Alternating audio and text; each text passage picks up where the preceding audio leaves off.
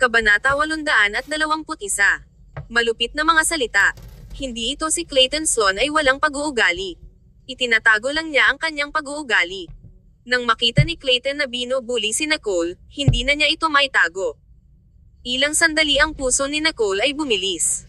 Ang ganitong uri ng brazen na proteksyon ay naging mainit at komportable ang kanyang puso. Ngumiti si Nicole kay Clayton upang ipahayag ang kanyang pasasalamat. Marami pa ring mga tao sa paligid ang nanunood. Agad na nakaramdam si Keith nang napahiya matapos na malektura ni Clayton. Naisip ni Keith, sino siya sa palagay niya? Paano niya ako pagsasabihan? Kung nakatayo siya sa tabi ni Eric, ito ay walang magandang impression kay Clayton. Si Keith ay malapit nang lumingon at pinaglaruan siya nang bigla niyang nakita ang panginginig sa mga mata ni Nicole.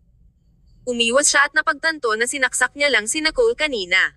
Bigla, isang chill ang lumitaw mula sa kanyang mga buto. Si Nicole ay may mga nudes ni Keith. Kung pinalabas niya, masisira ang kanyang reputasyon. Bukod dito, siya si Nicole Stanton. Sa kaisipang iyon, nilamon ni Keith ang mga salitang nasa dulo ng kanyang dila. Tumingin siya kay Nicole, pagkatapos ay sa Clayton. Itinago niya ang kanyang galit na titig na nakatago. Kapag naisip ng lahat na si Keith ay gagawa muli ng isang eksena, bigla siyang humugot ng isang ngiti at pamanta sa harap ni Nicole. Nagbaw si Keith ng bahagya sa harap ng lahat. Ito ay isang slip lamang ng dila. Pasensya na, Nicole. Ako ay masyadong mapuso. Mangyaring patawarin mo ako. Si Keith ay ngumiti ng mahigpit at maingat. Ang mga tao na naruroon ay walang alinlangan na malapit sa pagiging natatakot sa kanilang mga wits. Pagkatapos ng lahat, si Keith ang pangulo ng Ludwig Corporation. Bagaman ang Ludwig Corporation ay hindi kung ano ang dati at hindi maihahambing sa lumalagong Stanton Corporation, si Keith ay nasa bilog na ito ng matagal. Ang kanyang katayuan ay gaganapin din sa mataas na pagsasaalang-alang. Alam ng lahat na si Keith ang pinakamatalik na kaibigan ni Eric Ferguson. Ang pangulo ng Ludwig Corporation ay humingi ng tawad ng labis dahil lamang sa sinabi niya na may mali. Ilang sandali, lahat ay nagulat na lampas sa mga salita. Gayunpaman, kinagat ni Nicole ang kanyang mga labi at hindi lahat ay nagulat o nag-aalala tungkol sa eksenang ito. Si Nicole ay tahimik at mahinahon na sumulyap kay Keith. Ang bastos na ito sa wakas ay lumago ng isang utak at natanto ang mga pakinabang ng pag-amin ng kanyang mga pagkakamali sa oras. Kung hindi, tiyak na may gagawin sa kanya si Nicole. Makalipas ang ilang segundo ng katahimikan, nanunood pa rin ang lahat. Napangiti si Nicole ng mahina at kumurap sa kanyang maliwanag at magagandang mata. Pinatawad kita, Mr. Ludwig, ngunit sa oras na ito. Sa susunod, mas mabuti kang mag-ingat sa iyong mga salita. Ngumiti si Nicole na mabait na parang nagbibiro siya. Si Keith lamang ang makakarinig ng kanyang babala. Nakaramdam siya ng isang tingling sa kanyang anit sa isang instant. Para sa kapakanan ng kanyang dignidad, kailangan niyang tiisin ito.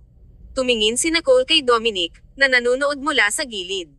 Oras na upang i-pop ang champagne. Naunawaan at sumagot si Dominic, halos nakalimutan ko na. Halika, itaas natin ang isang baso. Ang nakapalibot na pansin ng mga tao ay sa lalong madaling panahon ay naakit ni Dominic. Bumantong hininga si Keith sa kaluwagan at tiningnan si Nathaniel. Nang malapit na siyang magsalita, kumurap si Nathaniel at tumingin kay Nicole. Nikki, naranasan namin ang hirap ng magkasama. Tumayo si Nicole at ibinaba ang tasa sa kanyang kamay. Sa sandaling iyon, hindi rin niya nais na makita si Keith. Lumabas ka. Nginat-ngat ni Keith ang kanyang mga ngipin. Siya ay orihinal na nais na makahanap ng problema kay Nathaniel, ngunit nasira siya ng kanyang sariling mga salita.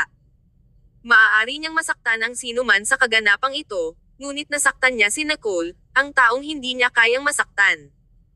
Matapos ang ilang pag-iisip, pinilit ni Keith ang isang ngiti at tumanggo ang kanyang ulo. Okay. Si Keith ay lumingon ng malamig kay Nathaniel, pagkatapos ay itinapon ang isang mabisyo na pangungusap. Manipulative, maghintay ka lang. Sa sandaling umalis si Keith, hindi maiwasang tumawa si Nicole. Gayunpaman, kailangan niyang kontrolin muli ang kanyang emosyon dahil nandoon pa rin si Livia. Pinaihit ni Nathaniel ang kanyang mga mata kay Nicole, pagkatapos ay kinuha ang kamay ni Livia upang umupo. Hindi siya mali, kaya tumawa kung nais mo. Kabanata 822. Niloloko ang aking damdamin. Ang isang malaking tao na tulad ni Keith ay parang tulad ng isang asawa na nanunuya sa isang may bahay. Ang pakiramdam na ito ay awkward lang. Huminga ng malalim si Nicole. Napahiya siya at tinanggihan ito. Hindi ako tumawa. Gayunpaman, ang kanyang ngiti ay napakalawak na ito ay halos umaapaw sa kanyang mukha. Naglakad si Clayton sa gilid at umupo. Naisip mo ba akong nakaupo dito? Hindi niya nais na maging masyadong malayo kay Nicole, ngunit nag-aalala din siya na makakasakit ito kung naririnig niya ang privacy ng isang tao. Ang nasabing maalalahanin ng mga tao ay komportable na makasama. Si Livia ay medyo napahiya at kumalas sa kanyang mga kamay. Siyempre, hindi namin iniisip. Salamat sa mas maaga, Mr. Sloan. Salamat sa nakagugulat na paninirang puri kanina, nakilala ng mga tao si Clayton Sloan. Tumingin si Nathaniel kay Clayton, pagkatapos ay kay Nicole. Bumantong hininga siya at lumingon kay Livia. Hindi na kailangang pasalamatan siya. Ginawa niya ito para sa kapakanan ni Nikki. Si Clayton ay hindi na mamagitin para sa kanilang kapakanan. Kaya, hindi ito pinapahalagahan ng makapal na balat ni Nathaniel. Inilipat ni Nicole ang kanyang mga mata kay Nathaniel, pagkatapos ay ngumiti at tumingin kay Livia. Sa hindi inaasahan, ang palabas sa panahon na ito ay talagang buhay na buhay, ha? Walang anuman ang komunikasyon sa pagitan ni Livia at Nathaniel sa palabas, kaya walang mag-iisip na ang dalawa sa kanila ay magkasama sa totoong buhay. Ngumiti si Livia at mukhang hindi niya alam kung paano ipaliwanag ito. Sa kabaligtaran, si Nathaniel ay napakaprangka. Ito ay talagang buhay na buhay. Ito ay isang awa lamang na wala kang swerte na makita ito. Narinig ko na umalis ka dahil nagalit ka kay Xander. Sa lahat ng mga paksa, kinailangan lamang banggitin ni Nathaniel ang gayong hindi kasiya siyang memorya. Kinagat ni Nicole ang kanyang mga labi at nanlamig sa kanya. Kung hindi para sa katotohanan na sila ay nakaligtas ng magkasama sa parehong isla, hindi sana tutulungan ni Nicole si Nathaniel. Alam lamang niyang banggitin ang mga masasamang bagay. Sa palagay mo ba ay napaka-idol ko? Maraming malalaking bagay sa kumpanya na naghihintay para sa aking desisyon. Kinagat ni Nathaniel ang mga sulok ng kanyang mga labi. Hehe. Sinabi ni Livia, sa katunayan, balak lamang naming sabihin sa ilang mga kaibigan pagkatapos ng ilang sandali mula nang hindi pa kami nagtatagal. Kung mayroong anumang mga pagbabago. Si Livia ay maingat at matino, at lubos na nauunawaan si Nicole. Ginambala ni Nathaniel si Livia. Nais kong sabihin sa mundo sa unang araw na magkasama tayo. Huwag kang mag-alala, tiyak na magtatagal tayo magpakailanman. May ibang uri ng solemna sa kanyang mga mata. Sa sandaling iyon, naniniwala si Nicole na dapat siyang maging taos-puso. Tumingin si Nicole sa dalawa at naramdaman niya ang inggit. Nadama niya ang parehong inggit at medyo maasim. Sa tabi niya, ibinigay ni Clayton kay Nicole ng isang baso ng lemon juice. Si Nicole ay hindi nagsasalita at naisip na ginawa niya ito ng may layunin. Ngumiti si Clayton at tila nabasa ang kanyang mga saloobin. Mayroon itong pulot. Kaya, hindi ito maasim. Kinuha ito ni Nicole ngunit hindi niya ininom. Pagkatapos ay lumingon siya upang tumingin sa dalawa. Ngunit kailan kayo nagsimula? Tumingin si Nathaniel kay Livia. Masasabi ko ba? Sinulyapan siya ni Livia sa pagsaway. Sa wakas, kinagat niya ang kanyang mga labi at tumanggo. Sinabi ni Nathaniel, sinimulan kong habulin siya sa unang araw na nakarating ako. Ang panga ni Nicole ay malapit nang bumagsak. Marami talaga siyang sorpresa pagdating niya rito. Siyempre, hindi ako pinansin ni Livia at naiulat pa ako sa pulisya para sa panggugulo. Ngumiti si Clayton at medyo napahiya nang marinig niya ito. Si Nicole at Clayton ay sumulyap sa bawat isa. Tila hindi madali para kay Nathaniel at Livia na magkasama. Si Livia ay tila hindi nasisiyahan sa sinabi niya at simpleng ipinaliwanag, kamangha-mangha siya. Personal siyang maghanda ng agahan at hapunan para sa akin. Isaalang-alang ang aking damdamin. Ito ay tunog ng isang maliit na baliw, tulad ng isang mapang-akit na desisyon. Dapat ay huminahon si Livia upang isipin ito pagkatapos ng paggawa ng pelikula, ngunit hindi niya ginawa. Hindi siya isang taong manloloko sa kanyang damdamin. Kabanata 823. Play hard to get. Napakalinaw ni Livia sa kanyang nararamdaman. Gusto niya si Nathaniel, na mas bata sa kanya ng 1 taon, ngunit napakamaalalahanin at maaasahan nito. Kaya, pinakinggan ni Livia ang kanyang puso at hindi naglaro ng husto. Hindi niya pinagsisisihan ang pagsasama nila ni Nathaniel. Ang salpok at sigasig na ito ay tiyak na magtatagal sa buong buhay. Iyon ang pinakamagandang ginawa ni Livia sa buhay niya. Sa sandaling nagkatinginan sina Livia at Nathaniel, alam ni Nicole na wala sa swerte si Keith. Kahit anong pilit ni Keith, hindi niya kayang talunin ang panandaliang pagtitig ni Nathaniel at Livia sa isa't isa, na may mga spark na lumilipad at napakalalim na pagmamahalan. Ibinaba ni Nicole ang kanyang mga mata at ngumiti, saka pumalakpak. Wow, ang ganda! Sana lagi kayong ganito kasaya. Damang-dama lang nila ang nag-aapoy na pagmamahalan dahil nagmamadali silang pumasok sa isang relasyon. Sa sandaling ang pagnanasa ay nawala at nahaharap sa iba pang mga tsismis o walang kabuluhang mga paghihirap, marahil ang kanilang pag-iibigan ay maaaring maging mas malalim at tumagal ng mas matagal. Naniniwala si Nicole na gagawin nila. Magkahawak kamay ang dalawa na partikular na tumatagos sa mga mata ng isang malungkot na babae. Ayaw nang manatili pa roon si Nicole, kaya ngumiti siya, humanap ng dahilan, at umalis kasama si Clayton. Paglabas niya ng pinto at bago siya pumasok sa sasakyan, narinig niyang may tumawag sa kanya mula sa likuran niya. Lumingon si Nicole at nakita si Livia.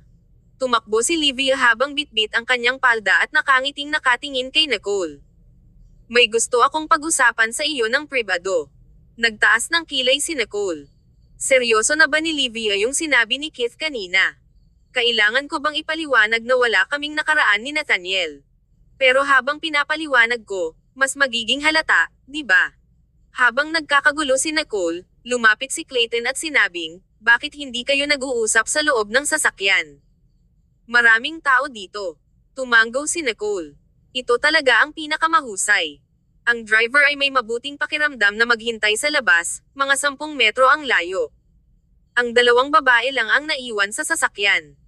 Nag-aalangan na nagsalita si Nicole. Actually, wala talagang nangyayari sa amin ni Nathaniel. Tumawa si Livia. Alam ko, matagal na niyang sinabi sa akin. Natigilan si Nicole, saka kinerba ang gilid ng labi. Maaaring sinabi nila sa akin kanina. Sabi niya dati may gusto siya sa'yo, natural na sabi ni Livia. Nabigla si Nicole at hindi napigil ang ngumiti. May sakit ba sa ulo si Nathaniel? Napansin ni Livia ang discomfort ni Nicole at nakita niyang parang magagalit si Nicole kaya tinapik ni Livia ang kamay ni Nicole at inaliw siya. I know it's his unrequited love. You're gentle, beautiful and good-tempered with a good background and high ability, so sinong hindi magkakagusto sa'yo? Kung lalaki ako, magugustuhan din kita. Biglang hindi alam ni Nicole ang sasabihin. Kung ganoon ano ang gusto mong sabihin sa akin? Sagot ni Livia. I plan to expand the staff.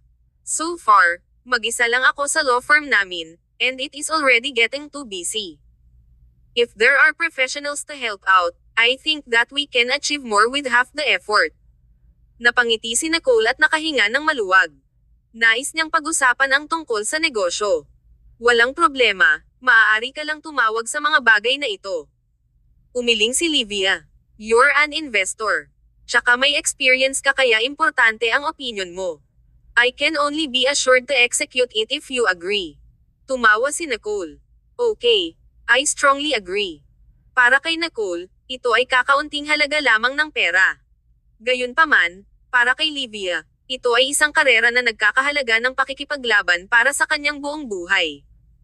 Seryosong iniulat ni Livia ang ilan pa sa kanyang mga ideya, at same time na ipinahayag ni Nicole ang kanyang opinyon. Sa wakas, nagkasundo silang dalawa, at masayang bumalik si Livia sa hotel. Sumakay ang driver sa kotse at nagtanong, Miss, uuwi na ba tayo? Ibubuka pa lang ni Nicole ang bibig niya nang bumukas muli ang pinto ng kotse sa tabi niya. Lumapit si Clayton at tumingin sa kanya nang nakangiti. Pakialam mo ba kung sumakay ako? Napangiti si Nicole. Siyempre, wala akong pakialam. Pagkatapos ay inutusan niya ang driver, ibalik mo muna si Mr. Sloan sa Hilton. Sabi ni Clayton, dalhin mo ako sa The Grand Manor. Nagulat si Nicole. Ang Grand Manor ay isang marangyang kapitbahayan na may mga individual na vilya. Ang bawat pulgada ng lupa ay parang ginto. Katulad ito ng Imperial Gardens kung saan nakatira si Eric. Kabanata 824. Kaya siya nabugbog. Natatawang sabi ni Clayton sa magaan na paraan. I won't be going back to Liberty in the near future. My friends told me that long-term stay in a hotel will be hard to get a girlfriend, kaya bumili ako ng bahay. Biglang uminit ang mukha ni Nicole. Iniisip niya kung determinado si Clayton na habulin siya, kaya bumili siya ng bahay at nagplanong manatili sa Mediania ng mahabang panahon. Hindi nagsalita ang dalawa habang papunta sa The Grand Manor. Nagpatugtog ng lumang kanta ang driver para gumaan ang kapaligiran. Sobrang tahimik lang ng sasakyan. Nandito na tayo, Mr. Sloan. Hindi makapasok ang mga sasakyang hindi residente. Paalala ng driver sa kanya. Napangiti si Clayton. Mukha siyang mainit at mahinhin habang lumingon kay Nicole. Ayaw mo ba akong kausapin? Natigilan si Nicole, saka umiling. Hindi. Tanong ni Clayton, gusto mo bang pumasok at tingnan? Natakot siyang tumanggi ito at dali-daling idinagdag, Lil Michael asked me to bring you something from abroad. I haven't found the opportunity to give it to you. You can come and take it pagkatapos. Natigilan si Nicole ng ilang segundo. Ano ito? Kung ito ay alahas, kalimutan mo na. Lumawak ang ngiti ni Clayton nang tumahimik siya at sinabing, he made it on his own. It's not worth much, pero hindi ito mabibili kahit saan. Nagustuhan ng lahat ng bata na gawin ito. Noong una ay ayaw itong ibigay ni Clayton kay Nicole dahil hindi niya alam kung paano, ngunit wala na siyang ibang dahilan para mapuntahan siya. Masayang tumango si Nicole. Oo naman. Naisip niya, maaaring ito ay isang napakamaalalahanin na munting regalo. Dapat ko itong pahalagahan. Sinalubong ni Clayton ang gwardya sa entrance, kaya maayos na pinaandar ng driver ang sasakyan. May naalala si Nicole at nagtanong, nakipag-away ba si Lil Michael sa isang tao sa paaralan? Nagtaas ng kilay si Clayton. Siya ay lumahok sa isang youth intelligence competition at nagsalita ng wala sa sarili, kaya't nakipag-away siya sa isang batang lalaki na mas matanda sa kanya ng 5 taon at nauwi sa pagpalo. Biglang nalungkot si Nicole. Tiyak na naiinggit sila sa kanyang talento.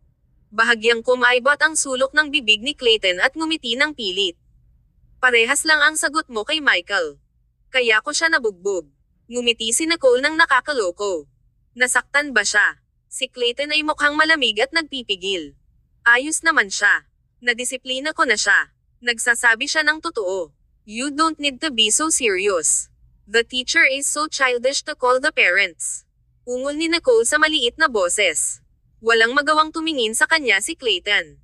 Hindi niya inaasahan na ganoon ka-protective si Nicole sa pribado. Talagang gusto niya si Lil Michael.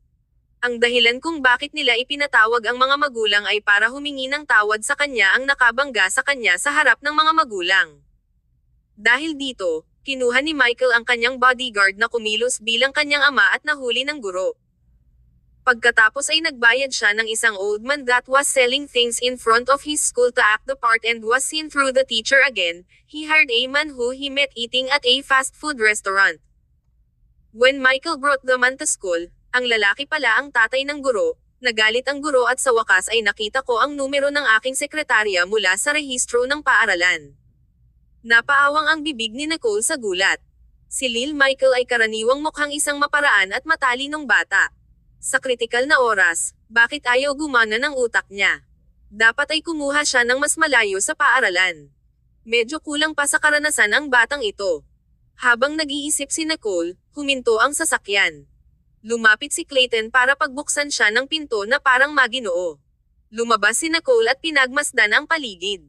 Sariwa ang hangin, at maayos ang kapaligiran. Masigla at tahimik ang semi-open space. Sa isang sulyap, ito ay isang magandang kapitbahayan.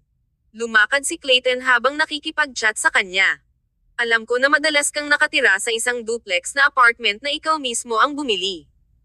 Tinanong ko ang developer at nalaman kong pareho na ang upper at lower floors na nabili na. Kahit magkano ang gusto kong bayaran, hindi magbebenta ang may-ari. Kaya, kailangan kong tumira para sa susunod na pinakamagandang bagay, na ito ay hindi masyadong malayo sa iyong lugar. Kabanata 825. Masyadong fierce. Ang mga salita ni Clayton ay nagpapahiwatig na binili lamang niya ang lugar na ito para mas malapit kay Nicole. Nagulat sandali si Nicole, pagkatapos ay natural na nabawi ang kanyang ekspresyon. Naubos na ang apartment na iyon. Ilang taon na ang nakalipas, medyo hinahangad pa rin. Ang pangatlong kapatid ko ang bumili nito para sa akin gamit ang kanyang unang bayad. Pero ang maganda ay ang paligid ay matatagpuan sa isang maunlad na lugar. Ang Grand Manor ay ang tanging pag-aari sa Atlanta na nagpapanatili pa rin ng mataas na presyo nito sa panahon ng pagbagsak ng real estate. Kung tutuusin, ang mga ari-arian dito ay ibinenta lamang sa mga mayayaman, kaya bakit ang mga mayayaman ay magiging calculative para sa maliit na pagkakaiba sa presyo? Binili rin ito ng isang kagalang-galang na mamumuhunan tulad ni Clayton nang hindi man lang kumukurap. Sa isiping iyon, buo ang tiwala ni Nicole sa proyektong iyon sa Sun City. Nais niyang pasiglahin ang industriya ng real estate doon. Natawa si Clayton at hindi napigil ang hawakan ang kanyang noo. Maliba ang pagkabasa niya sa punto. Gayunpaman, binigyan niya ito ng mapagpahalagang tingin. Miss Stanton, you really live up to your name. You know the market like the back of your hand. Tumawa si Nicole at nagtaas baba. Matagal na akong interesado sa industriya ng paggawa ng pera na ito. Hindi na kay si Clayton. Humakbang siya at binuksan ang pinto gamit ang kanyang mga fingerprint, pagkatapos ay gumawa ng paraan para sa kanya. Pasok po kayo. Pagpasok pa lang ni Nicole, nakita niya na ang mga kagamitan sa bahay sa loob ay mga fully automated system na kinokontrol ng artificial intelligence system.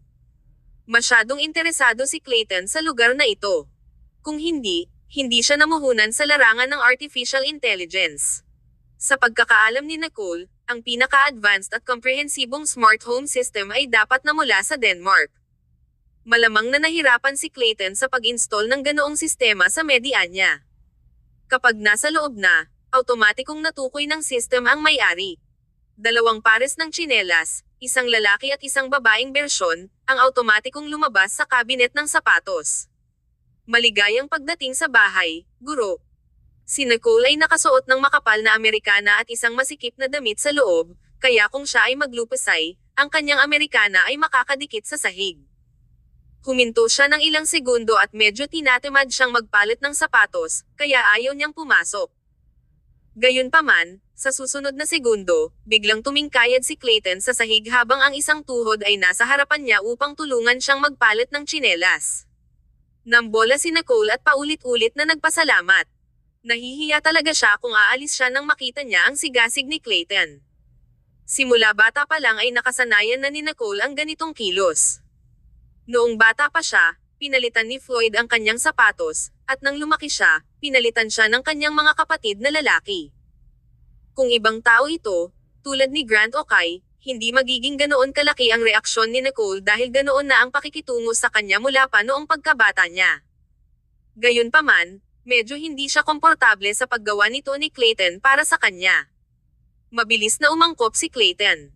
Tumayo siya at ngumiti na parang walang nangyari. Tara, nasa kwarto yung regalo ni Michael sa'yo. Huminga ng malalim si Nicole. Naniwala siya sa karakter ni Clayton, at kasama ang kanyang driver sa labas mismo, hindi gagawa ng kakaiba si Clayton. Ang buong bahay ay itinayo gamit ang modernong estilong European na simple at payak, ngunit nagbigay ito ng napaka-komportable at nakaka-relax na vibe. Sa unang tingin, ito ay gawa ng isang sikat na designer sa buong mundo. Ang panloob na dekorasyon ay napaka-mature at nakapapawing pagod, napaka-akma sa karakter ni Clayton. Binuksan ni Clayton ang pinto sa pinakamalapit na silid at ipinahiwatig na makita ni Nicole ang kanyang sarili. Napangiti si Nicole, medyo umaasam. Kadalasan, ang mga handmade na regalo ay alinman sa mga painting o clay figure, ngunit sa sandaling si Nicole ay lumakad, siya ay labis na nagulat na ang kanyang mukha ay namutla.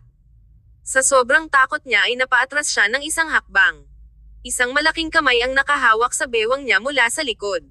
Ito ay mainit at malawak. Nang makatayo siya ay nawala ang kamay na para bang natatakot lang siyang mahulog. Gulat na napatingin si Nicole sa loob at medyo nawalan ng imak. Ang semi-open air room ay may swimming pool, ngunit sa pool ay may isang buwaya. Isang napakalaking buwaya. Matagal na kinalma ni Nicole ang sarili. Tumingin siya kay Clayton at itinuro ang nasa loob.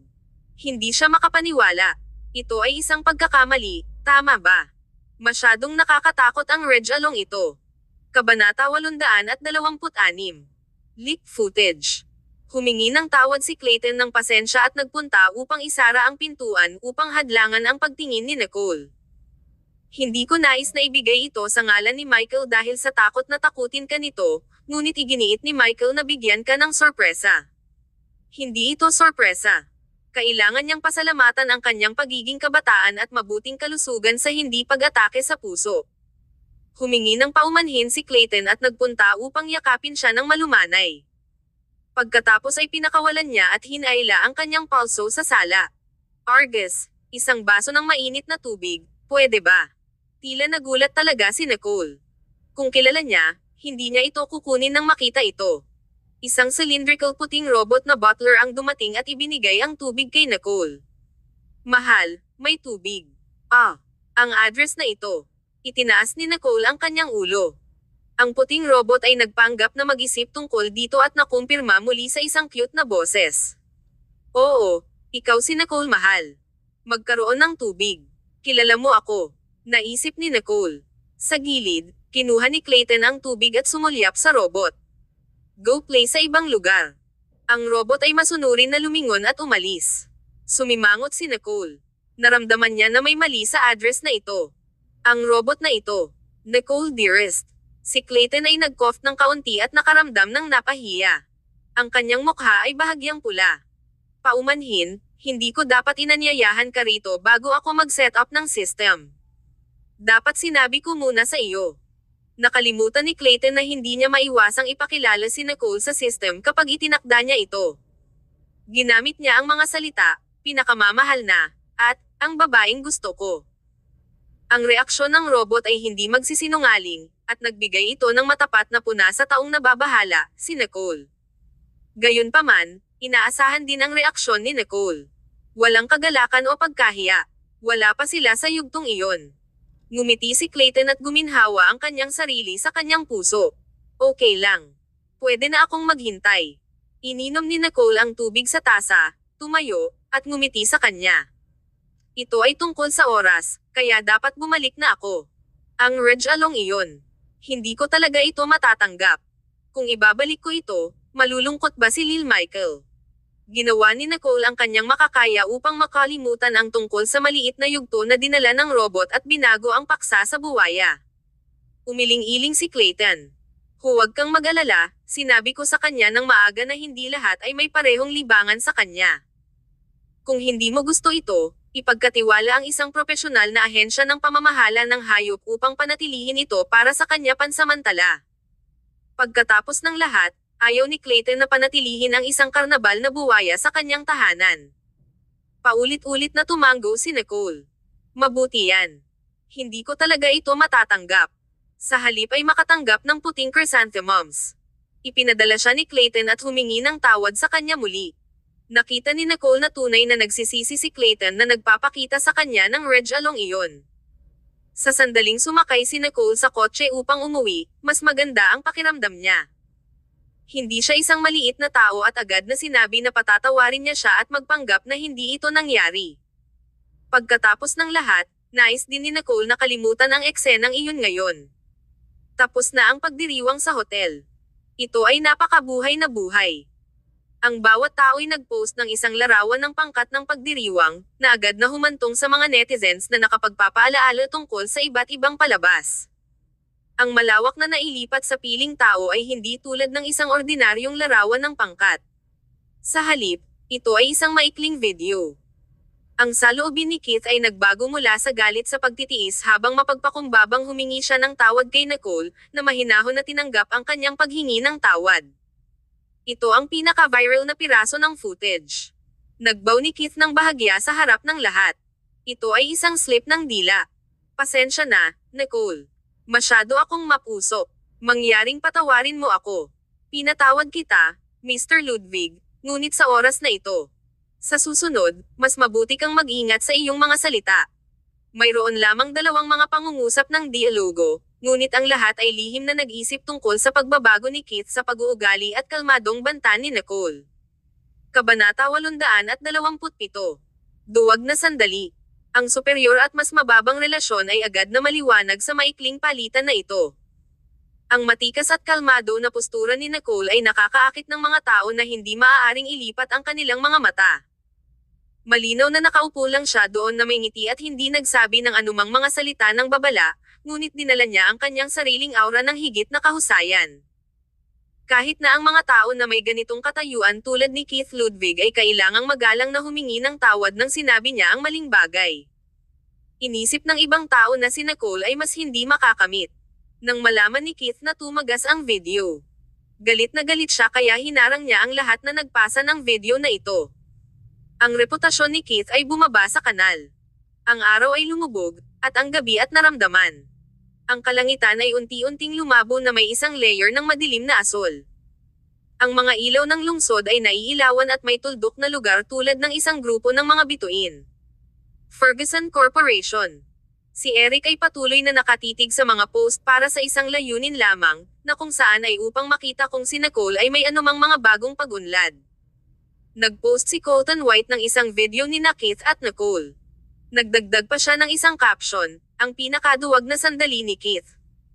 Tulad ng pag-click ni Eric dito upang panoorin, ang video ay tinanggal ni Colton.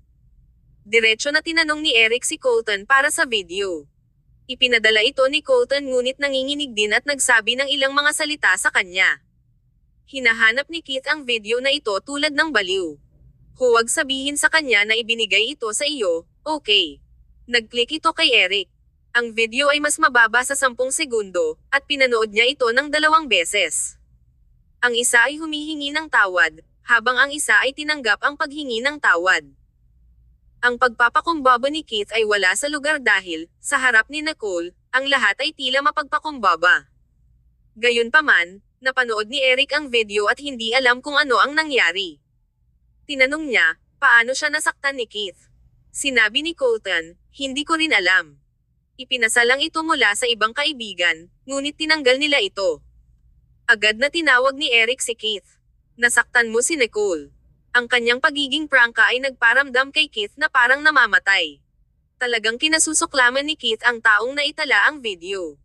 Kung nalaman ni Keith kung sino ang gumawa nito, huhukayan niya ang libingan ng ninuno ng taong iyon.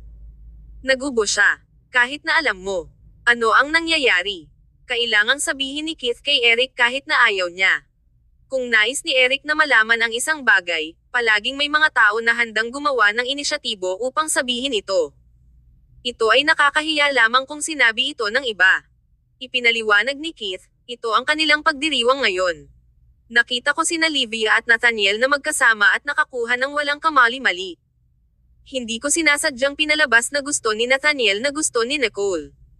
Tahimik si Eric sa mahabang panahon. Natatakot si Keith. Pinatawad na siya ni Nicole. Sinubukan ba ni Eric na husayin ang mga account? Ferg, kapatid. Huwag mo akong pahirapan. Niloko ako ng aming bilog sa buong araw dahil sa video na ito. Tatawagan lamang siya ni Keith na, kapatid, kapag nais niyang humingi ng tulong. Alam ni Eric ang kanyang mga gawi at pinakawalan ang isang malamig na snort. Naghahain ka ng tama. Nang tinitingnan ni Nathaniel ang babae ni Eric, galit na galit si Eric kaya halos pinatay niya si Nathaniel. Si Keith na nagdadala ng bagay na ito ay tulad ng paglalantad ng mga scars ni Eric. Kung ako siya, papatayin kita sa lugar. Sinabi ni Eric sa pamamagitan ng clenched na ngipin. Sa wakas ay nadama ni Keith ang lamig mula kay Eric. Ang paghahambing kay Eric kay Nicole, si Nicole ay talagang banayad, mabait, maalalahanin, at mapagbigay. Bigla, hindi na kinamumuhian ni Keith si Nicole. Nag-iinit na hinawakan ni Keith ang telepono. Ferg, sapat na akong humingi ng tawad. Pinatawad pa ako ni Nicole, kaya't pinaihit namin ang pahina. Ang aking asawa ay dinukot ng iyong pamangkin, at wala na ang aking reputasyon. Nalulungkot na ako. Bigla namang hinampas ni Keith ang hikbi sa kanyang telepono. Gusto niya talagang sabihin kay Eric tungkol sa kung paano si Nathaniel ay tulad ng isang manipulative at hinikayat ang kanyang babae. Gayunpaman, hindi maaaring dalhin ni Keith ang kanyang sarili upang sabihin ito. Nadama talaga si Keith. Sa sandaling narinig ni Eric na si Keith ay iiyak, binaba agad ni Eric ang tawag. Natatakot si Eric na marumihan ang kanyang mga tainga. Kabanata 828. Maging kung ano ang gusto niya. Ilang sandali pa'y umiyak si Keith bago niya namalayan na matagal na pala na disconnect ang tawag. Hindi siya nakaimik. Ibinaba ni Eric ang telepono at tumingin kay Toto na nag-concentrate sa pagpapakain ng isda sa kabilang side.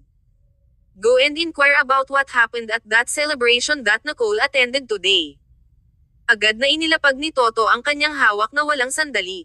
Oo, Mr. Ferguson. Kinuha ni Eric ang kanyang telepono at hinanap ang profile ni Nicole, pagkatapos ay nag-click dito. Ito ay blanko. Bakit hindi pa siya nagpo-post ng kahit ano? Napaisip si Eric.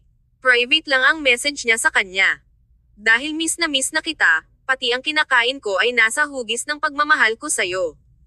Anong matatamis na salita? Kailangang patunayan ni Eric kay Nicole na hindi na siya ang malamig at walang pusong si Eric Ferguson noon. 10 segundo. 30 segundo. Walang sagot. Nasira kaya ang phone niya? Naisip niya. 1 minuto. 5 minuto. Wala pa ring reply. Tulog na siguro siya. Isip ni Eric. Pagkatapos ay nag-type siya ng isa pang mensahe sa dialog box. Good night. Biglang may lumabas na pulang tandang padamdam sa tabi ng mensahe. Ito ay isang alerto ng system. Hindi ka na kaibigan ng contact na ito. Hindi nakaimik si Eric. Nakaramdam siya ng kaba saglit. Kumatok si Mitchell sa pinto at excited na tanong. President, pwede bang lahat ay umalis sa trabaho? Tumangala si Eric na may malamig na mga mata. Hindi siya nagsalita. Ngumiti si Mitchell at tumango. Naiintindihan, ang sagot ay hindi. Lumabas siya ng opisina at isinara ang pinto sa likuran niya. Naguguluhan si Mitchell. Bago ito, iminungkahi pa ni Eric na bilhan ang lahat ng hapunan, merienda, milk tea, at kape. Bigla na namang nagbago ang mukha ni Eric. Isang mahabang buntong hininga ang pinakawalan niya. Ang hirap talaga maging assistant ni Eric. Sa isang iglap, nalaman ni Toto ang buong kwento. Malinaw na ipinaliwanag ni Toto ang nangyari kay Eric. Sa pagtatapos nito, idinagdag ni Toto, si Young Master Nathaniel ay talagang pambihira at may paraan sa pakikitungo sa mga babae. Kung ginamit ni Nathaniel ang mga panlilinlang na iyon kay Nicole, malamang napatay na siya ni Eric. Si Keith ay mabait at may pag-aalinlangan, kaya hindi siya nang ahas na kumilos. Mahigpit na nakakunot ang noo ni Eric. Namula ang mukha niya. Sa wakas ay nagkaroon ng simpatiya si Eric para kay Keith sa kanyang puso. Talagang hindi magandang bagay si Nathaniel. Mr. Ferguson, dapat ba nating tulungan si Mr. Ludwig? Nang matapos magsalita si Toto ay agad siyang nagsisi. Si Keith ay kaibigan ni Eric, ngunit si Nathaniel ay kanyang pamangkin. Walang ekspresyon ang mukha ni Eric. Madilim ang kanyang tingin. No. Nakakainis talaga yung ex-wife ni Keith. He's better without her. Sa huli, naging partial pa rin si Eric sa best friend niyang si Keith. Napakagatlabi si Toto at tumango, ngunit may bigla siyang naisip. Mr. Ferguson, sa katunayan, maaari mo ring matutunan ang pamamaraan ni Young Master Nathaniel. Naramdaman ni Toto na si Clayton ang mapagpanggap, ngunit kung mapagpanggap muna si Eric ay hindi makakapag-perform si Clayton. Ito ay tiyak na sa kalamangan ni Eric upang sakupin ang unang pagkakataon. Saglit na nagsalubong ang mga kilay ni Eric. Inaasar mo ako para matutong magsalita ng ganyang tanga. Biglang naging malamig ang boses niya. Tumigil sandali si Toto, pagkatapos ay maingat na pinaganda ang mga pamamaraan ni Nathaniel. This is called being coquettish. Isipin mo, kung naging coquettish si Miss Stanton at nagpakyut sa iyo, hindi ka ba mabibighani? So, kapag ganyan ka sa kanya, tiyak na bibilhin ito ni Miss Stanton. Pagkatapos noon ay biglang medyo mahirap ilarawan ang mukha ni Eric ngunit hindi niya agad pinabulaanan ang sinabi ni Toto. Tinampal ni Toto ang hita niya at sinabing, sandali lang, hahanapan kita ng material. Ang mga online na paghahanap ni Toto ay classic flirting moves. Paano kumikilos ang mga lalaki na cute at inosente? Paano magiging bongga ang isang lalaki? Kabanata 829. Hindi na ito matiis. Si Eric ay nakikipaglaban at intuitively, alam na hindi bibilhin ni Nicole ang mga ganyang kilos. Gayunpaman, kumpiyansa na tinapik ni Toto ang kanyang dibdib at tiniyak na si Eric. Tumingin si Eric sa kanyang telepono at nagpadala ng isa pang mensahe, ngunit nakita pa rin niya ang pulang bulalas sa tabi ng kanyang mensahe. Wala siyang ibang pagpipilian kundi upang subukan ang iba pang mga paraan. Kinuha ni Eric ang iPad na may glum face at sinulyapan. Agad na sinunog ang kanyang mga mata. Itinapon niya ito. Hindi. Ayaw ko ring makita ito. Tumayo si Eric. Siya ang pangulo ng Ferguson Corporation at maaaring ibigay kay Nicole ang lahat ng kayamanan sa mundo at mamatay para sa kanya. Bakit dapat niyang malaman ang tungkol sa mga pariralang ito? Pinahihintulutan lang nito ang kanyang mga mata. Hindi ko na naisip ang tungkol sa isang tao. Ikaw ang pinaka-espesyal na isa sa lahat ng mga batang babae na nakilala ko. Mayroon akong 1,000,000 mga salita na nais kong sabihin sa iyo, ngunit kapag nakita kita, gusto ko lang sabihin, I miss you. Ang iyong kasintahan ay hindi mag-iisip kung naririnig niya ito. Alam kong nagagalit ka, ngunit hindi niya iniisip na lalayo ka na sa huli, di ba? Wala ka sa pagitan namin. Medyo nababahala si Toto at pinayuhan siya. Mr. Ferguson, alam mo ba na si Clayton Sloan ay bumili ng isang ari-arian sa Grand Manor, na pinakamalapit sa apartment ni Miss Stanton? Handa na siyang lumaban sa isang digmaan. Malalim at madilim ang tingin ni Eric habang sinabi niya na may malabo na tono. Nagmamay-ari ako sa parehong mga katabing sahig sa itaas at sa ibaba ng kanyang apartment. Mas malapit ako sa kanya. Sinabi ni Toto, ngunit si Miss Stanton ay hindi nakatira sa kanyang apartment. Nakatira siya sa mansyon ng Stanton. Tumahimik si Eric ng ilang segundo. Maaari mo bang bilhin ang mansyon ng Stanton? Nope. The Stanton family would never agree. Toto looked at him and thought, what's the point of worrying about his image now? Sino ang nagmamalasakit kung ito ay isang itim na pusa o isang puting pusa? Hanggat maaari itong mahuli ng isang mouse, ito ay isang magandang pusa. Mr. Ferguson, nawala na kami kay Clayton.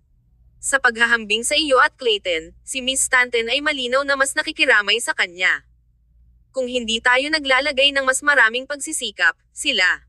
Baka magkaroon sila ng mga sanggol sa lalong madaling panahon.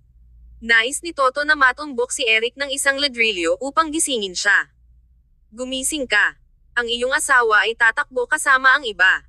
Ang mukha ni Eric ay agad na naging malamig. Nilinggan niya ng isang mahigpit na sulyap kay Toto, na nagsasalita ng walang tigil nang hindi iniisip ang tungkol sa mga kahihinatnan. Sinabi talaga ni Toto ang lahat ng mga tubos kay Eric.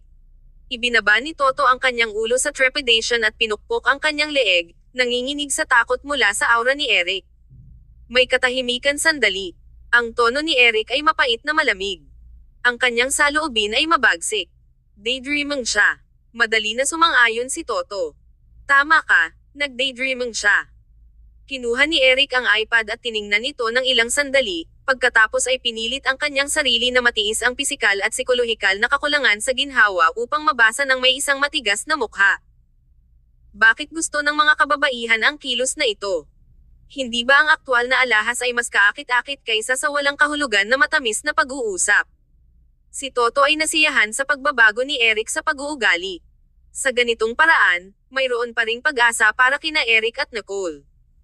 Mr. Ferguson, maaari tayong pumunta ng dalawang paraan, mahirap at malambot. Ang malambot na pamamaraan ay natututo na maging coquettish tulad ng batang Master Nathaniel.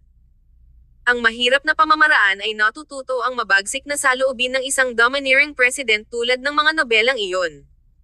Tahimik si Eric sandali at agad na may napili. Pumunta tayo para sa mahirap.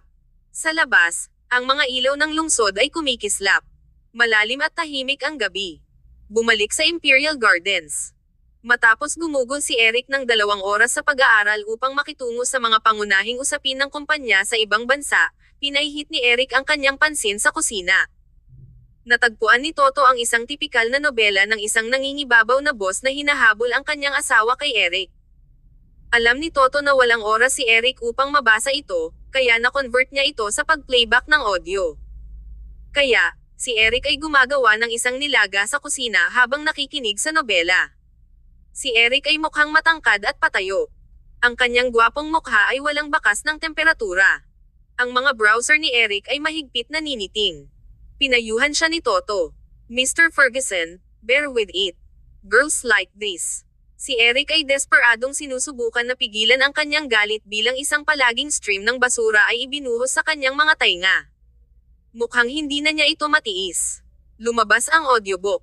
Narinig ng 172 cm na pangulo ng domineering na ang babae ay nangahas na sumuwi sa kanya.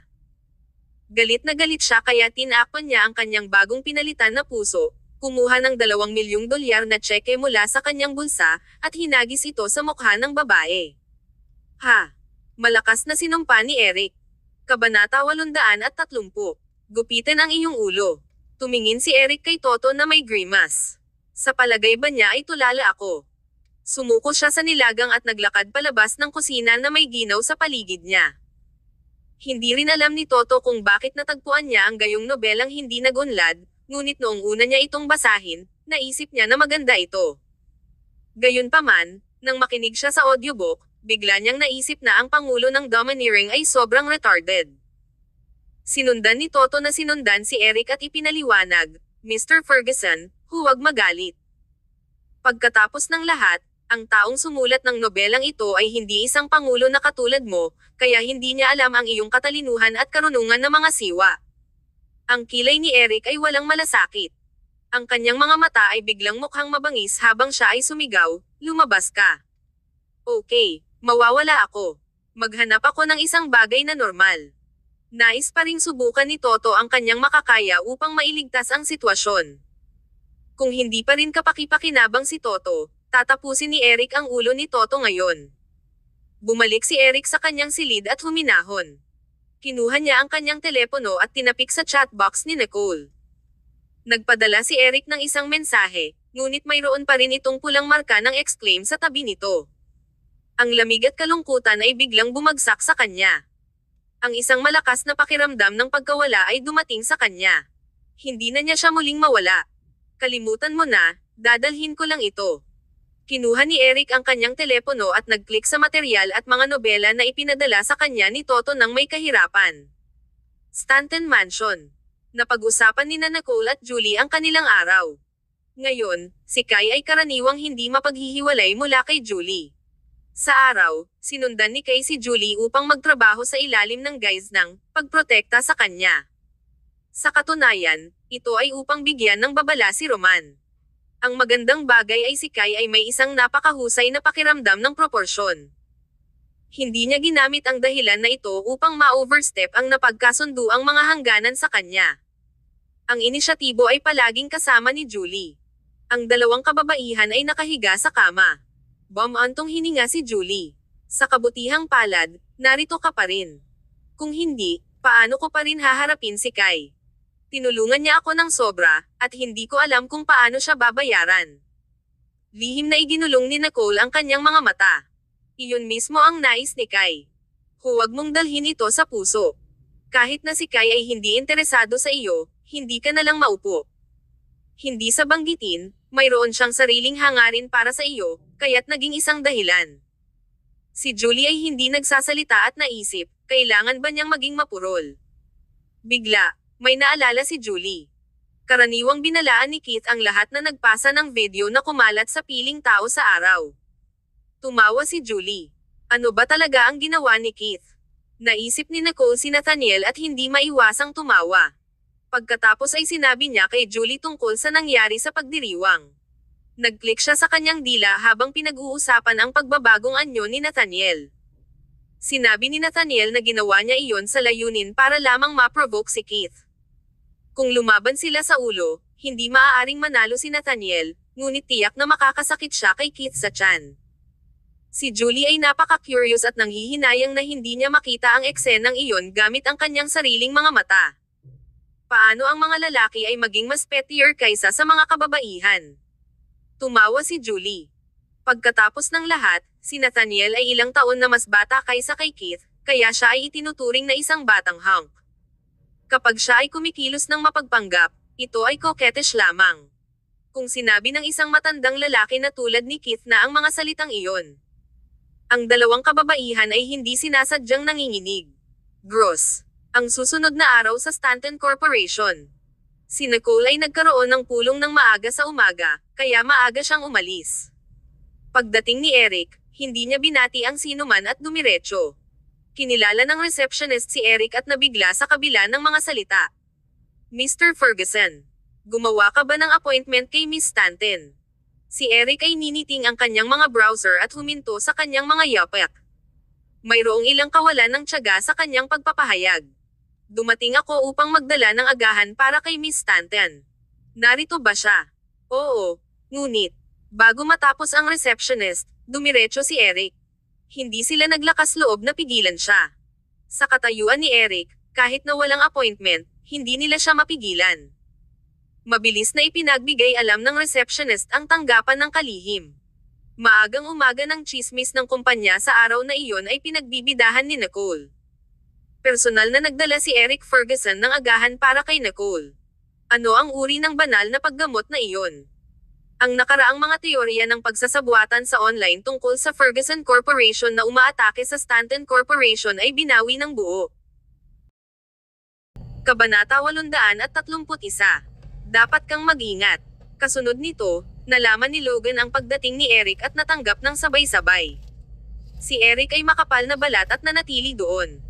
Hindi siya pumunta sa silid ng pagpupulong ngunit umupo sa pintuan ng tanggapan ng Pangulo, na nakakaakit ng maraming pansin.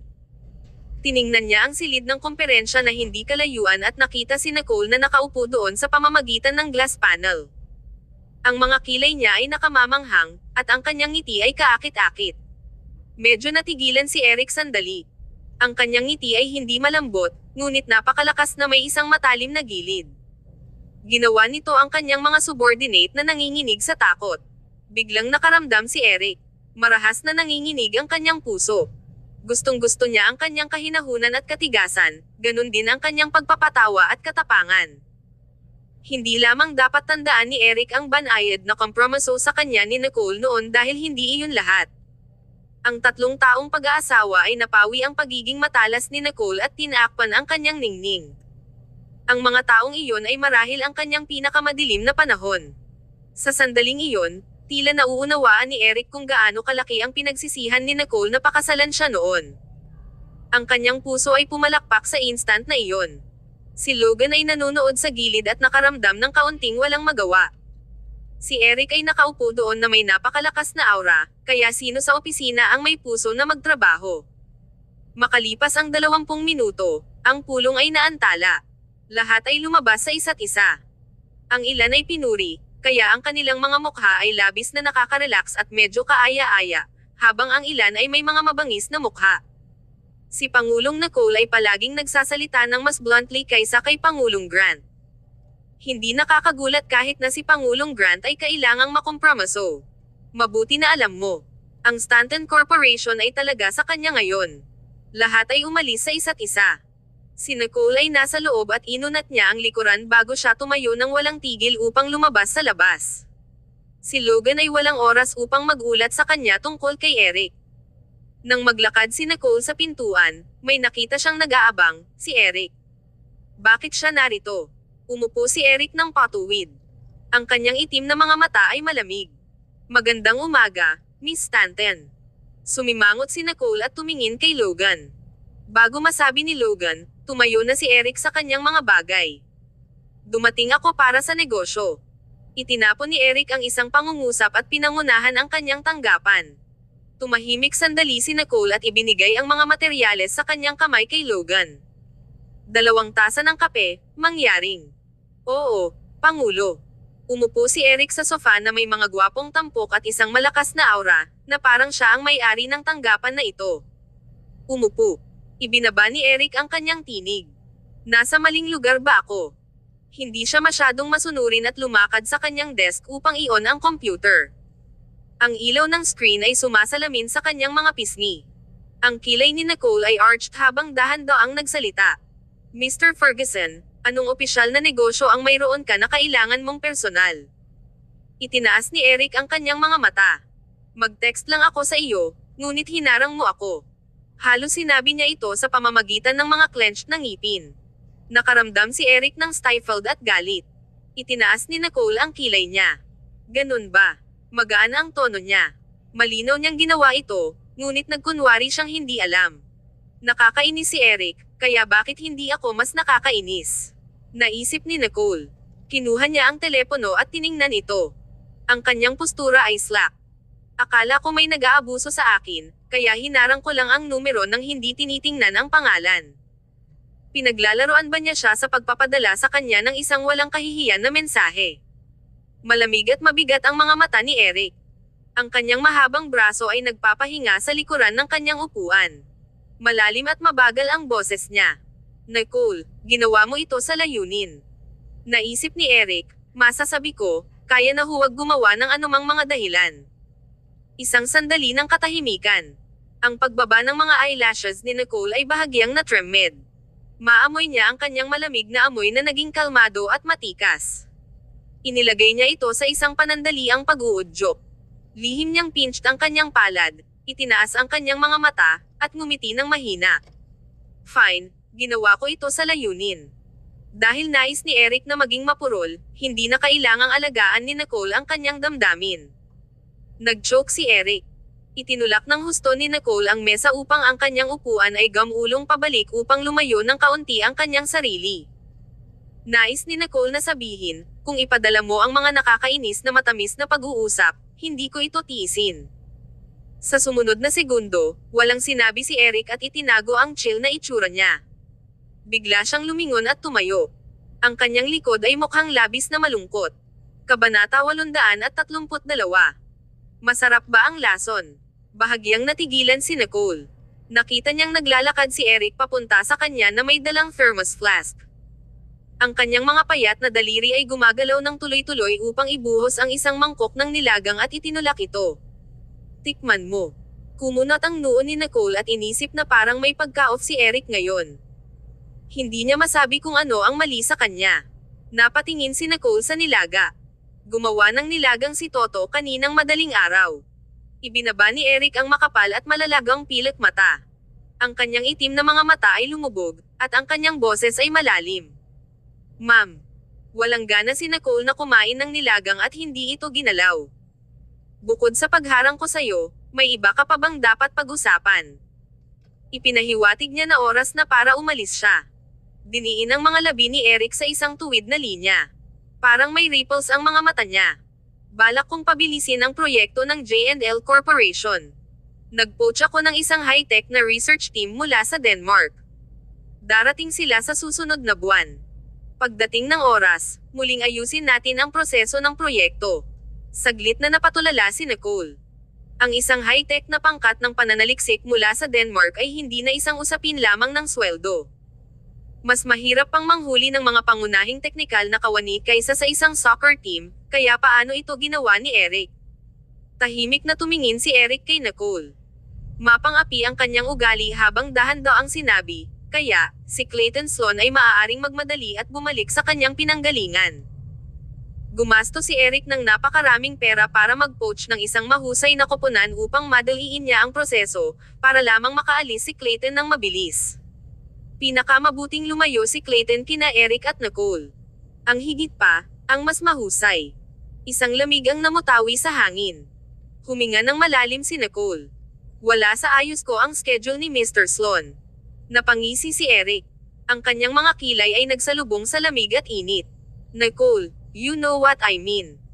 Kung tatanggihan mo siya, I can give you whatever you want. Sa isang iglap ay itinaas ni Nicole ang kanyang mga mata. Wow! Ang tiwala sa kanyang mga mata ay mahirap itago. Si Eric lang ang nakakapagsabi ng mga ganoong salita nang hindi kinukot siya sa pagmamayabang. Akala ni Eric ay mas magaling siya kaysa sa mga domineering president mula sa mga nobelang ipinakita sa kanya ni Toto. Kung tutuusin, kung kukuha si Eric ng $2 milyong at basagin ito sa mukha ni Nicole, mararamdaman na lang niyang sinisiraan siya nito. Malamang nakukuha siya ng $20 milyong para ilibing siya. Upang maiwasan ang gayong barbaric na pag-uugali, nagpa siya si Eric na maging pedantic at itinapon ang perang ito sa isang mas mahalagang lugar. Napatingin si Nicole kay Eric na elegante at reserved. Ang kanyang magandang itim na mga mata ay lumubog, at siya ay mukhang perpekto. Naisip niya, pero bakit gusto ko siyang bugbugin ng husto? Mr. Ferguson, sana maintindihan mo iyon. Huminto siya at huminga ng malalim. Beneficiary ka rin sa project ni Clayton. Sarili mong puhunan lang ang mapapakinabangan mo, so anong kinalaman nito sa pananakot sa akin? Si Nicole ay kumikita ng maayos, kaya bakit siya mabibighani sa pangit na kahilingan ni Eric? Napakalupit. Agad na lumungkot ang mukha ni Eric. Dahil siya ang pinakamaliit na benepisyaryo sa proyektong ito, hindi niya naalala o inaalagaan ang kaunting benepisyong ito. Kaya naman, hindi niya pinansin ang puntong ito. Anong pagkakamali? Lumaylay ang kanyang pilikmata at lumikha ng anino. Mahinahon at prangka niyang tinanggap ang pamumunan ni Nicole. Sa huli, muling tinulak ni Eric ang nilaga sa harap ni Nicole. Kalmado ang tono niya, at malalim ang boses niya. I'm just proving my strength. I didn't mean to threaten you. Here, moisten your throat. Ha? Gustong tumawa ni Nicole sa sobrang inis. Naramdaman na lang niya na hinaampas niya ang isang bag ng bulak. Ang bastos na ito ay nagiging mas may kakayahan sa pagkuha ng kanyang mga string. Huminga ng malalim si Nicole at sinabi sa sarili na huwag magalit dahil kung mamamatay siya sa galit, sino ang makikinabang dito? Napatingin siya sa mangkok ng nilagang nasa harapan niya at naisip niyang namiss niya ang luto ni Toto. Walang ibang iniisip, kinuha ni Nicole ang mangkok at humigop. Biglang kumislap saglit ang mga mata ni Eric. Sa sumunod na segundo, nagpumiglas si Nicole na hindi ito isubo. Siya ay may mahusay na paglilinang, kaya hindi siya maaaring samuka.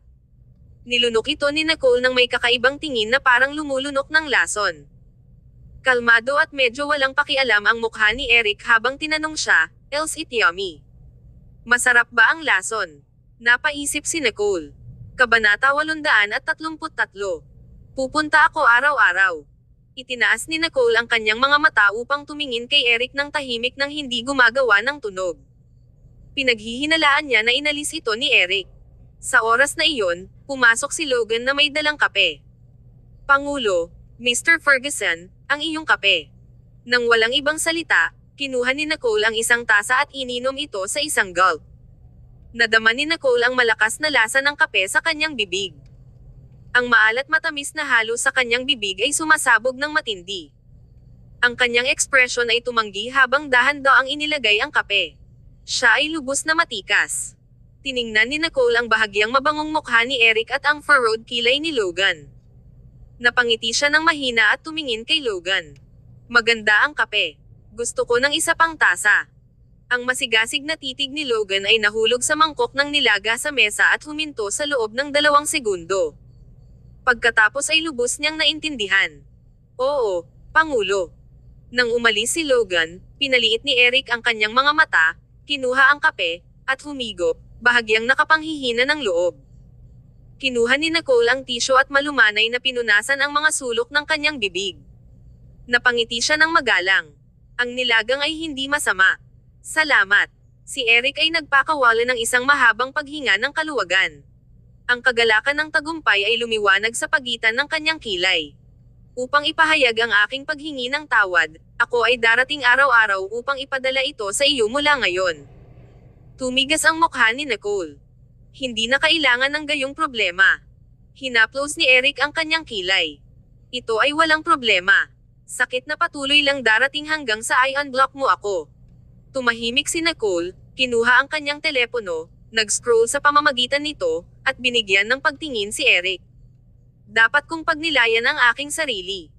Kami ay mga kasosyo sa negosyo pagkatapos ng lahat, kaya hindi ko dapat i-block katulad ng gusto ko. Huwag kang mag-alala, Mr. Ferguson, ang gayong bagay ay hindi mangyayari sa hinaharap." Ang saloobin ni Nicole ay napakalinaw at mapagpas siya, na hindi inaasahan ni Eric. Ginagarantiyahan pa niya na hindi na ito mangyayari muli. Si Eric ay simpleng nang ahas na huwag isipin ito. Ang kanyang mga kilay ay nakaka-relax, ngunit kalaunan, mayroon ding ilang pagkabigo mula sa hindi magagawang magdala ng kanyang pagkain araw-araw. Anong awa? Naisip ni Nicole, mangyaring iwan mo akong mag-isa. Tumanggap si Eric ng isang kagiat na tawag mula kay Mitchell. Ang mukha ni Eric ay dumilim ng bahagya bago siya tumayo. Sinulyapan niya si Nicole, na tumayo din at handa nang palayain siya. Si Eric ay hindi na nanatili at lumayo sa kanyang mahabang mga binti. Sa wakas, ito ay tahimik. Pumasok ulit si Logan kasama ang kape. Itinaas ni Nicole ang kanyang baba at sinabing, "Itapon mo ito." Tumanggaw si Logan. Karaniwang nagustuhan ni Nicole ang mga stos, ngunit ito ang unang pagkakataon na hindi niya ito malulunok. Ginawa ba ito ni Ginoong Ferguson? Bulong ni Logan. Natigilan si Nicole, ngunit ang kanyang mukha ay walang ekspresyon. Tama. Hindi talaga ito antas ni Toto. Talagang ginawa ni Eric ang nilagang ito para sa akin. Kung may iba pa, marahil ay tahimik si Nicole. Gayunpaman, dahil ito ay si Eric, biglang nagtaka si Nicole kung nalasan ang nilagang ito. Si Nicole ay walang gaanong nangyayari sa hapon nang matanggap niya ang tawag ni Yvette. Si Yvette ay may isang mahalagang kliyente at natatakot na hindi niya mahawakan ito, kaya nais niyang makasama si Nicole bilang suporta sa moral. Sumang-ayon si Nicole nang walang labis na pag-iisip. Hindi lang niya inaasahan ang lugar na bago iyon. Binuksan ang bar kasama ang mga hooligans. Naisip ito ni Nicole at nakaramdam ng sakit ng ulo. Dahil naibok ang lugar, walang pagpipilian si Nicole kundi ang pumunta. Nang makarating doon si Nicole, ang loob ng bar ay sa wakas ay normal na may maingay, musika na naghuhugas ng tainga, na naging kaguluhan sa puso ng mga tao. Nang pumasok si Nicole, maraming tao ang sumipol sa kanya.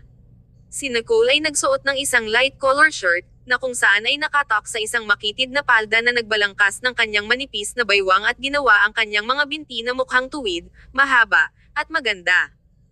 Ang kanyang figure ay napakamakinis hanggang sa kanyang bukong-bukong. Ang kanyang pinsala sa paa ay nakabawi lamang, kaya hindi pinayagan siya ng kanyang pamilya na magsuot ng mataas na takong. Kaya, pinili niya ang isang pares ng mga low-takong na sapatos, ngunit hindi ito nakakaapekto sa kanyang malinaw at pagpapataw ng aura. Hindi pinansin ni Nicole ang labis na stares. Naglakad siya papunta sa bar, nagpadala ng isang text message kay Yvette, at naghintay sa ibaba. Ang bartender ay nagtulak ng isang cocktail at tinitigan ng diretso sa kanyang mukha. Itinaas ni Nicole ang kanyang mga eyelid. Hindi ko ito in-order. Sinabi ng bartender, ito ang tinatrato ko. Salamat, ngunit hindi na kailangan. Itinulak ng bartender ang QR code ng kanyang bank account sa kanya. Ang kanyang tono ay implicit. Nagbayad na ako para dito, kaya kung hindi mo nais na tanggapin ito, maaari mo itong ilipat pabalik sa akin. Kabanata 834. Masyadong mabangis ka. Sa wakas ay itinaas ni Nicole ang kanyang mga mata at sineseryoso ang lalaki na bartender. Sinusubukan ba niyang lumandi sa akin? Siya ay medyo maganda ang hitsura, na may magagandang tampok at mapang-akit na mga mata. Kailangan kong sabihin, medyo kaakit-akit siya. Hindi nakakagulat na siya ay nang-ahas na maging malupit. Natatakot ako na maraming mga customer nang binibini ang dumadaloy sa kanyang mukha. Sa kasamaang palad, nakita ni Nicole ang napakaraming magagandang hitsura at hindi niya gusto ang kanyang uri. Inihop niya ang kanyang mga labi at sinabi sa isang malinaw at magaan na tinig, hindi ko gusto ang cocktail na ito. Ang bartender ay ngumiti ng walang kabuluhan. So picky, ha? Hindi ito tulad ng hindi pa niya nakilala ang isang babae na hindi nagbabayad para sa bayarin, kaya wala siyang pakialam. Pagkatapos ng lahat, ang babaeng nakipag-ugnay sa kanya ay maaaring gumastos ng daan-daang libo dito, upang ang boss ay hindi makapaghintay na hawakan siya. Napangiti si Nicole. Hindi ka ba masyadong bulag na tiwala na gumamit ng isang tasa ng murang cocktail upang kunin ang mga kababaihan? Natigilan ang taong kabaligtaran. Ang mga makukulay na ilaw ay nag-flick ng dim sa bawat sulok. Pinaikit ng bartender ang kanyang mga mata at pinalaki siya. Naisip niya na mukhang pamilyar siya tulad ng nakita niya sa kanya dati, ngunit hindi niya maalala. Bago pa man siya mag-explore ng mabuti, isang napakagandang bihis na babae ang bumaba mula sa hagdanan ng spiral at tumakbo upang kunin ang kamay ni Nicole. Nicole, anong ginagawa mo dito? Umakyat tayo. Hindi rin tumingin si Nicole sa bartender at walang magawa na sumunod kay Yvette sa itaas. Kinilala ng bartender si Yvette, na maaaring gumastos ng isang minimum na daan-daang libong dolyar sa alon ng kanyang kamay.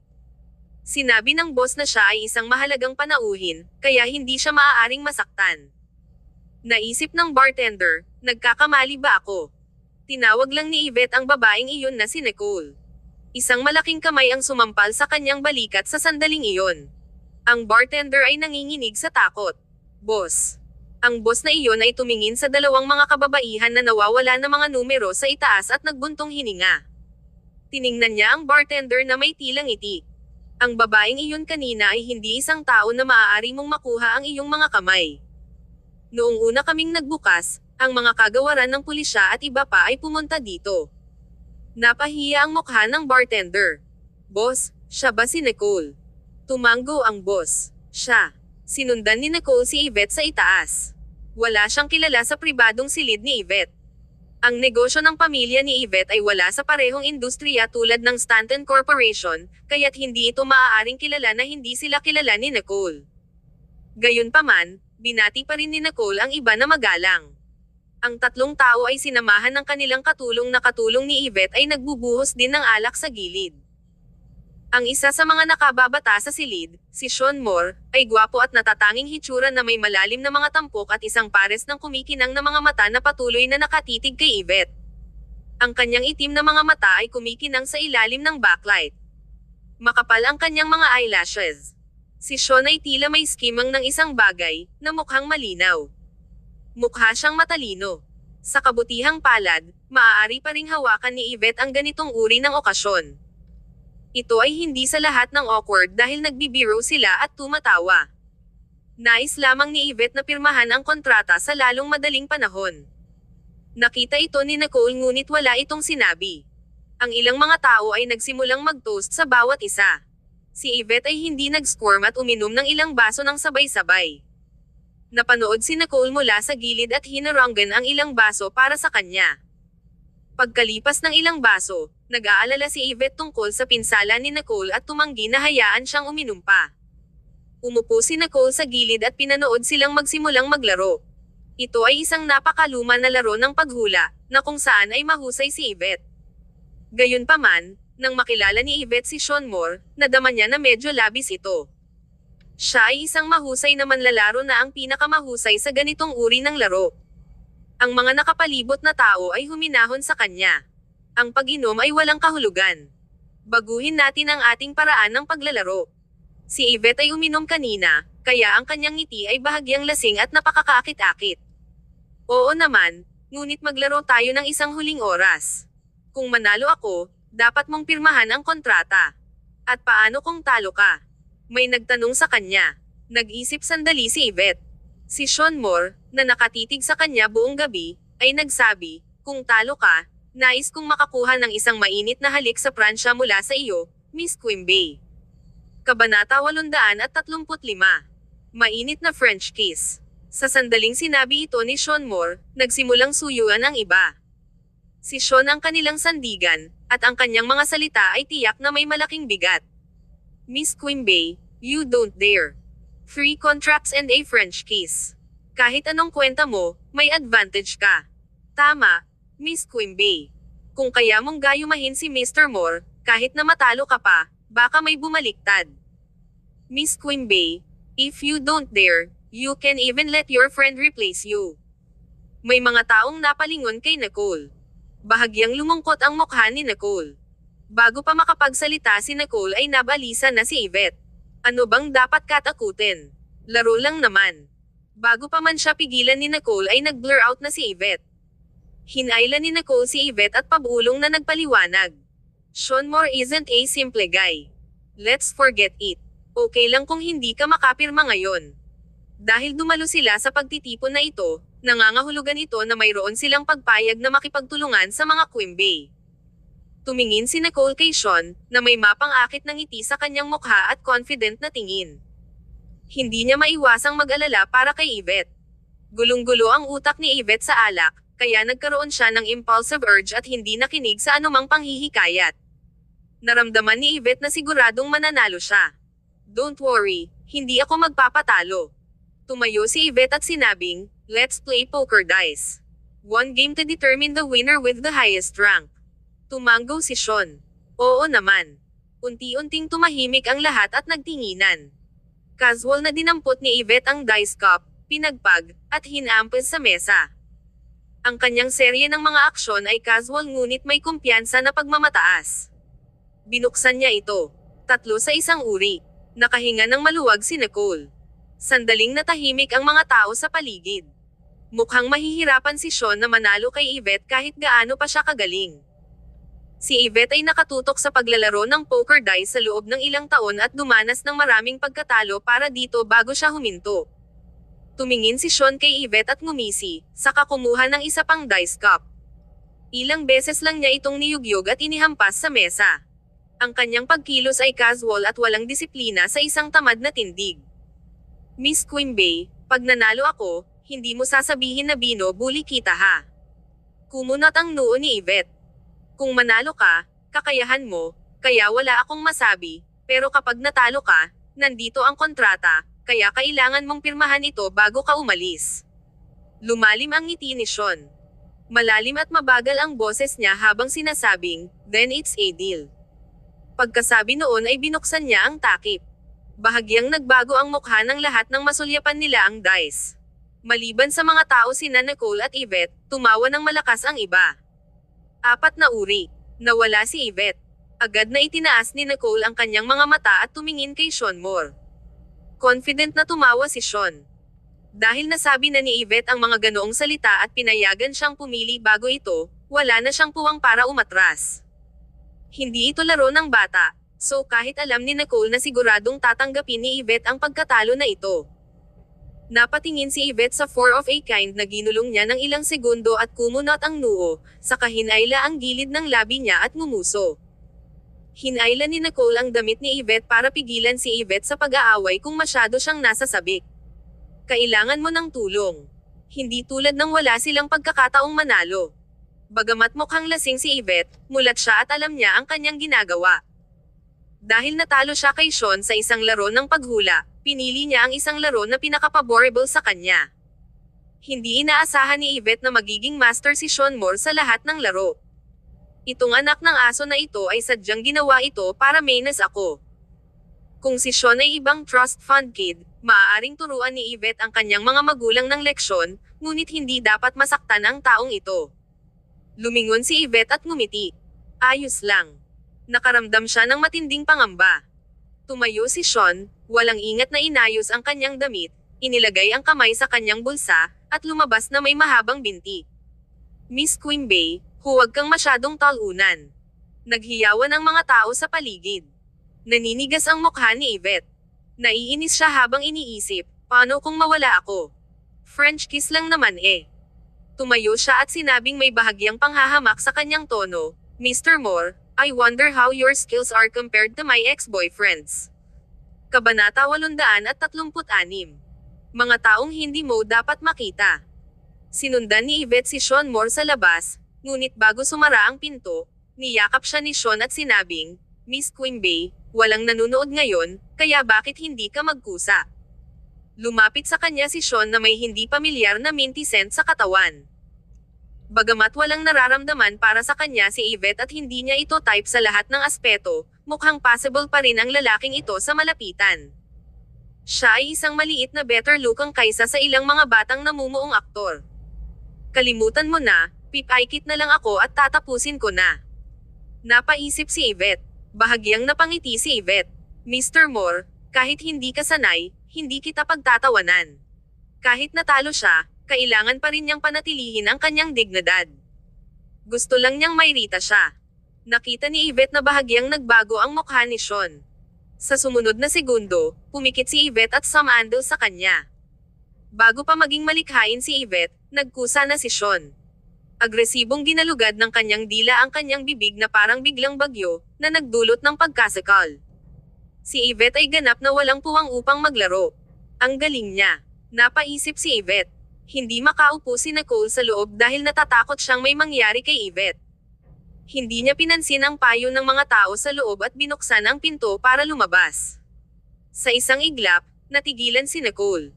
Nilinggan ni Nicole ang lalaki at babae na sobrang sub-sub sa paghalik at nakita niya ang nasa likod nila. Grant. Ganap na ikinagulat ng pangalang ito sina Yvette at Sean. Sa partikular, si Yvette ay parang nakakita ng multo. Itinulak niya ang lalaking nakapatong sa kanya at napapunan sa bibig niya sa sobrang takot. Bahagyang lumalim ang mga mata ni Sean. Pagkatapos ay inilipat niya ang tingin niya sa taong nasa likod niya. Nakatayo doon si Grant na may aura na mahirap baliwalain. Nababalot siya ng bahagyang lamig na hindi halata, lalo na ang pag-target sa sinuman. Para bang si Grant ay ipinanganak na may nakalaan at marangal na kawalang interes na naging dahilan upang siya ay hindi malapitan. Walang ripples ang ilalim ng kanyang mga mata. Tumingin lang siya kay Nicole at sinabi sa malumanay na tono, "Ngayong gumaling na ang paa mo, hindi mo man lang ako binabati paglabas mo para uminom." Napakagat ng labi si Nicole at magpapaliwanag pa lang ng mabilis na lumapit si Yvette at humingi ng tawad. "I'm sorry, Grant. Ako ang nag-aya kay Nicole na pumunta dito." Ay. May kaunting detachment at politeness sa mukha si Grant nang tumingin siya kay Yvette. Malinaw at malamig ang boses niya habang sinabing, kailangan bumalik si Nicole para uminom ng gamot. "You guys can make another appointment next time." Walang bakas ng pagsisisi sa kanyang mga salita, ngunit ramdam ni Yvette ang kanyang kawalang kasiyahan. Nakaramdam ng hiya si Yvette, parang isang grupo ng mga bata na nahuli ng walang kwenta. Nagmamadaling nagsalita si Nicole at iniba ang topic. "Lumabas ako para magpahinga, pero nahuli pa rin kita. Grant, anong ginagawa mo dito?"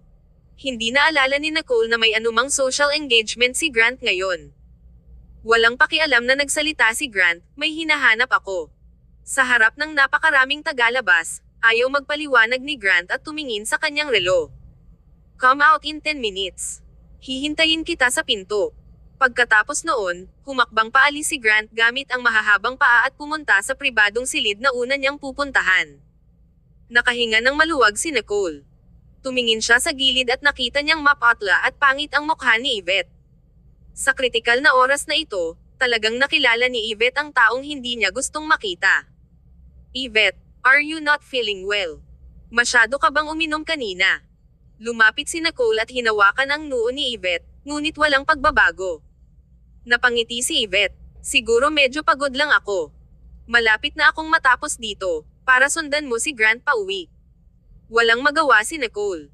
Kahit na ayaw niyang umuwi, kailangan niya.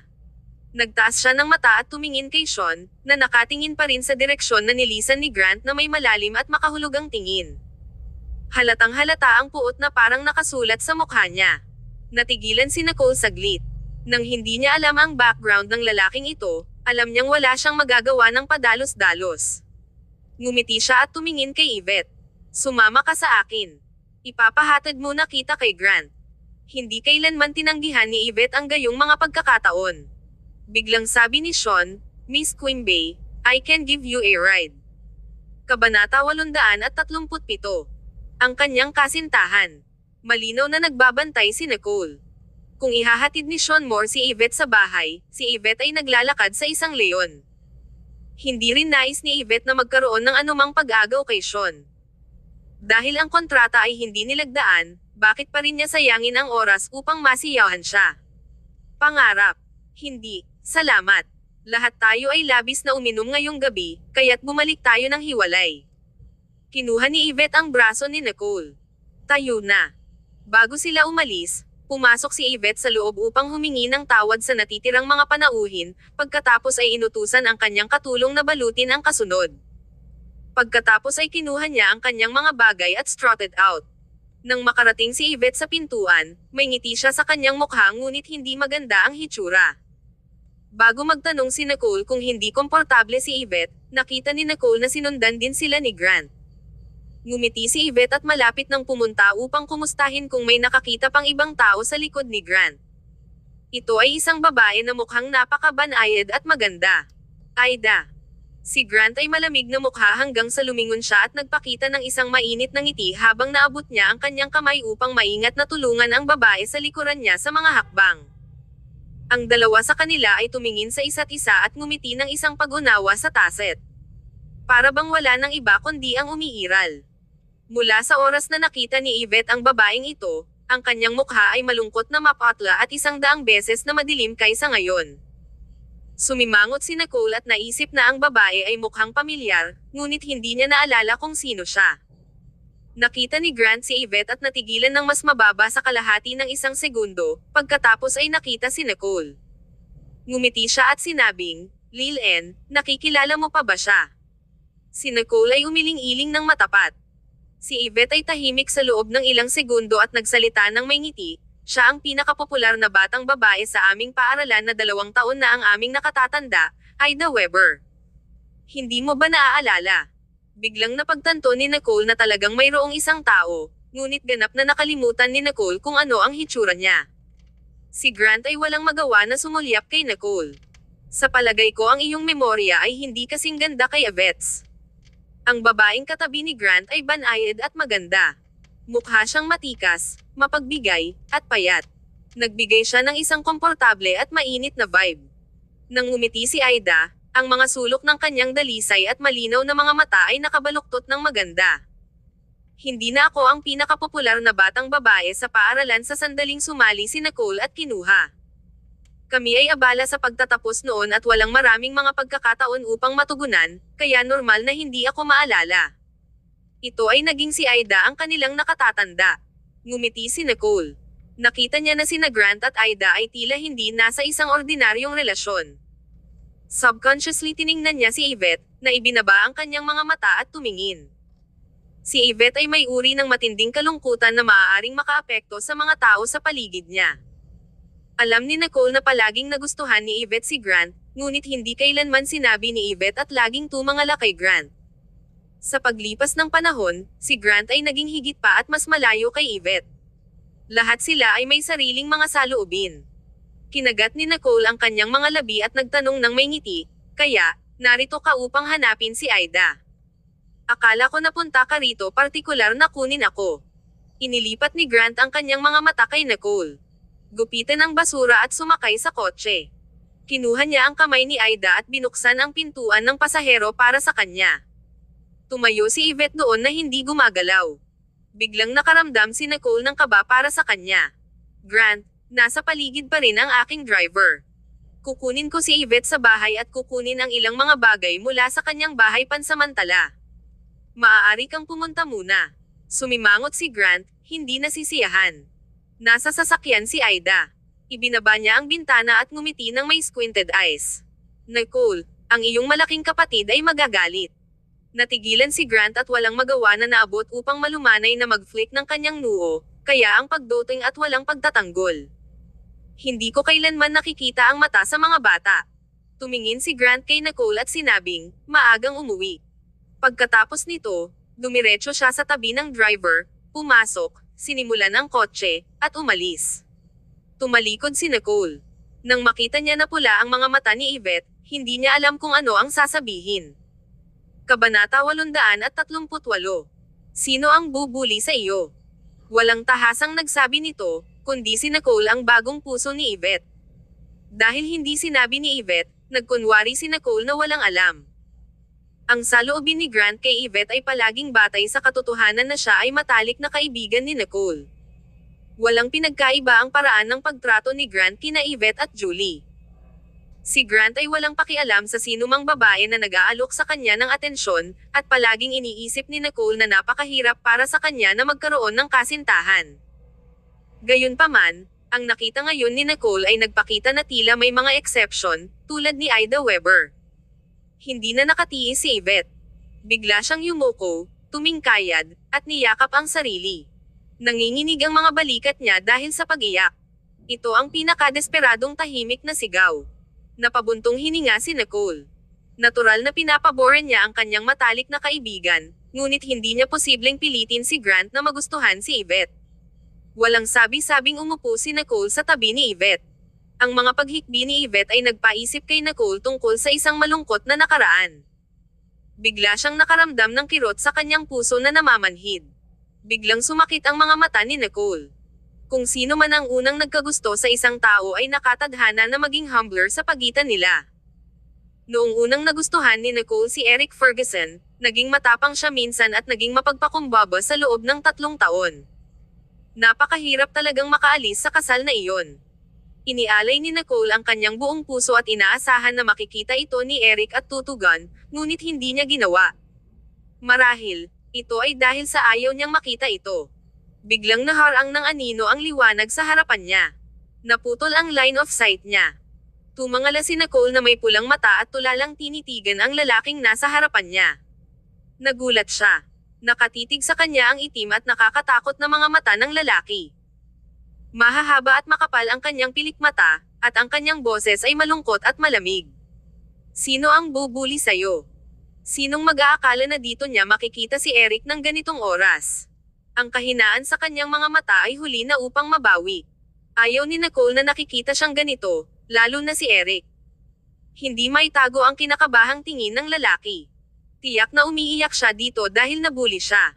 Sinong nang-ahas na bubuli sa kanya? Sa isang sandali, nakaisip na si Eric ng 100 paraan upang mamatay para sa bully na iyon. Napatahimik si Nicole. Sa tabi niya ay tumigil din sa paghikbi si Yvette. Ayaw niyang may mapansin si Eric. Tinawag ni Nicole ang pangalan niya sa pananahimik na tono. Eric. Tumagilid si Eric. Malamig ang kanyang katawan, at mabigat ang kanyang paghinga. Kinagat ni Nicole ang kanyang mga ngipin. Pwede bang? Nakaramdam ng pagkabalisa si Eric nang marinig ang paghinto nito. Napabuntong hininga si Nicole at sinabing, kaya mo bang umalis? Hindi nakaimik si Eric. Umayos si Nicole. Medyo namamanhid ang mga paa niya kaya naman 2 beses niya itong niyugyog. Kalmado ang mukha niya at may bahid ng pagkainip. Bakit kita nakikita kung saan-saan? Lumubog ang itim na mata ni Eric. Ang lamig ay unti-unting nawala, at isang panandali ang pahiwatig ng sakit ang lumitaw sa kanyang mga mata. Tadhana ang hinahayaan tayong magkita muli. Tigilan mo na ang kalokohan. Pinutol siya ni Nicole. Kilala ko ang may-ari ng bar. Sinabi niya sa akin. Nagsabi ng totoo si Eric dahil hindi na kailangang itago. Tumawa ng mahina si Nicole. Tama, ito ang estilo ni Eric. Inulit ni Eric ang tanong niya. Sino ang bubuli sa'yo? Tiningnan siya ni Nicole ng diretso sa mata. Huwag kang manghula ng bulag. Matagal na kaming nag-squat at hindi sapat ang supply ng dugo sa utak, na nagiging sanhi ng transient hypoxia. Mas maganda ngayon. Kumunat ang noo ni Eric. Halatang hindi niya naiintindihan ang teorya niyang ito. Gayunpaman, ang kanyang sinabi ay makatwiran, at ang kanyang hindi kadalubhasaan sa paksa ay naging imposible para sa kanya na pabulaanan. Sa puso niya, lihim na napabuntong hininga si Eric. Wow, ang galing ni Nicole. Nakahinga ng maluwag si Eric. Mas lalong gumanda ang mukha niya. Bago pa man siya makapagsalita ay tinapik ni Nicole ang balikat ni Yvette. Uuwi na tayo. Gawin mo lahat ng gusto mo, Mr. Ferguson. Sabi ni Eric, I'll see you guys off. Bilang isang maginoo, paano niya hinayaang umuwi ang 2 babae? Kabanata 839. Kinuha mo ba ang iyong meds? Itinuro ni Nicole ang kotse na nakapark na ilang hakbang lamang ang layo. Hindi na kailangan. Ang aking driver ay magpapadala sa amin. Palm. Tulad ng sinabi niya na, sinamantala ni Nicole ang mga anino sa gabi upang hadlangan si Yvette sa likuran niya at hinayla si Yvette sa kotse. Si Eric ay nasasaktan lamang kay Nicole at hindi bibigyan ng pansin ang taong katabi niya. Kaya, hindi napansin ni Eric ang anumang mali. Si Nicole ay malapit nang isara ang pintuan nang huminto sa kanya ang isang malaking kamay. Ang kanyang mga daliri ay payat at maganda, ngunit malakas. Ang kalahati ng mukha ni Eric ay nalubog sa mga anino.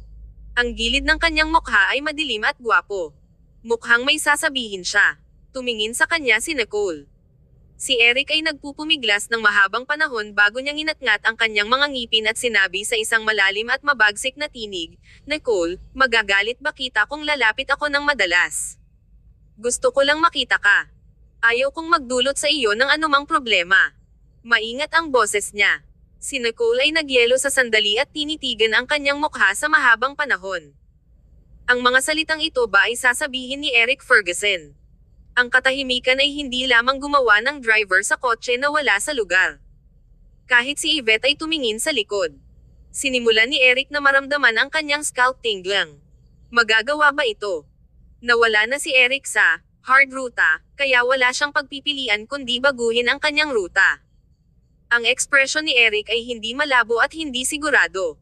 Sa wakas ay nagsalita si Nicole matapos niyang makita na malapit na siyang umalis. Mr. Ferguson, kinuha mo ba ang iyong meds? Nang matigilan si Eric, itinulak ni Nicole ang kanyang kamay at inutusan ang driver. Drive. Ang kotse ay agad na nag-iwan ng isang mabagsik at madilim na mukha na si Eric sa likuran. Kinuha ko ba ang aking meds? Ipinahiwatig niya na ako ay may sakit. Naisip ni Eric. Ang kutis ni Eric sa wakas ay bumalik sa normal. Ang kanyang titig ay may isang matalim na panginginig na gumawa sa kanya ng tiwala sa sarili at bukas. Gayunpaman, mayroong ilang walang magawa sa kanyang tingin nang tinitingnan niya ang pag-alis ng kotse ni Nicole.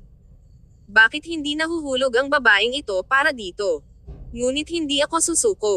Ang salitang iyon ay wala sa aking diksyonaryo. Biglang umalangaw-ngaw ang telepono sa isang hindi naaangkop na oras. Ito ay si Mitchell. Kinuha ni Eric. Magsalita. Sinabi ni Mitchell, si Old Master Ferguson ay lihim na kinuha ang tao mula sa ibang bansa. Marahil ay hindi na niya mapigilan pa. Matapos makipagkita si Old Master Ferguson kay Nicole at ibinalik ni Eric, ang Old Master Ferguson ay lihim na naisave ang kanyang lakas. Hindi alam ni Eric kung ano ang pinaplano ng Old Master Ferguson. Gayunpaman, ang mga maliliit na paggalaw na ito ay malinaw na laban kay Eric. Si Eric ay hindi nag-abala upang mag-imbestiga dahil wala siyang pakialam dito. Ngayon, ang Old Master Ferguson ay gagawa ng isang malaking paglipat. Inaasahan ito ni Eric. Ang amoy ng dugo ay agad na gumawa ng kanyang dugo na sumasabog sa tuwad dahil hindi siya nakipaglaban sa larangan ng digmaan sa mahabang panahon. Nakuha ito. Itinambay ni Eric ang telepono. Malabo na nadama ni Mitchell na ang oras na ito ay hindi gaanong simple. Pagkatapos ng lahat, ang Old Master Ferguson ay ang chairman ng Ferguson Corporation. Ang kanyang prestihiyo at kakayahan ay hindi maaaring ma-underestimated. Ang Old Master Ferguson na solong kamay na nagbigay kay Eric sa posisyon na ito. Kaya, posible na hilahin din si Eric mula sa posisyon na ito. Ang mga kamakailang alingaw-ngaw na nagpapalipat-lipat sa loob at labas ng Ferguson Corporation ay tungkol sa mga alalahanin na ang lolo at apong pares ay lalaban ng bukas at lihim na itulak ang Ferguson Corporation sa pagkamatay nito. Gayunpaman, si Eric ay isang masalimuot na tao. Hindi siya handa, at ang kanyang mga pagkakataon na manalo ay nauna nang natukoy bago siya dumating ng isang diskarte. Ibinalik ni Nicole si Yvette sa kanyang maliit na apartment. Natahimik si Yvette sa buong paglalakbay sa bahay. Nag-aalangan siya. Nicole, ay, ngumiti si Nicole. Okay lang, kahit anong desisyon na gagawin mo, susuportahan kita.